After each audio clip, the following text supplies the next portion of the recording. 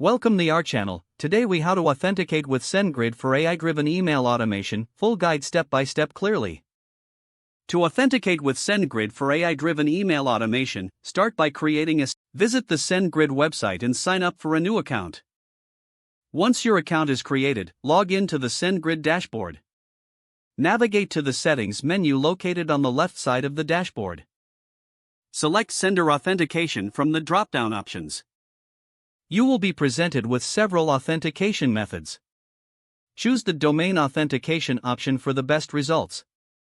Next, enter your domain name that you plan to use for sending emails.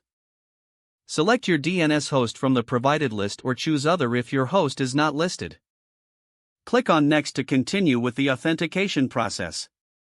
SendGrid will generate a series of DNS records for you to add.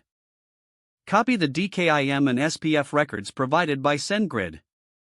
Log into your DNS host's control panel. Find the section for managing DNS records. Paste the copied DKIM and SPF records into the corresponding fields. Save the changes to your DNS settings. Return to the SendGrid dashboard. Click on Verify to check if the DNS records have propagated correctly. Once verified, you will see a success message confirming your authentication. After successful authentication, you will also want to set up API keys for email automation. Navigate to the API Keys section in your SendGrid dashboard. Click on Create API Key to generate a new key. Select the permissions for your new API key carefully. Save the generated API key securely, as you will need it for your AI-driven email automation setup. Now that you have your API key and domain authenticated, you can integrate SendGrid with your AI email automation tool. Follow the integration guide specific to your AI tool to connect it with SendGrid.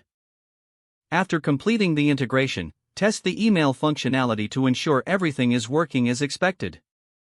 Finally, monitor your email metrics in the SendGrid dashboard for insights on your automation performance.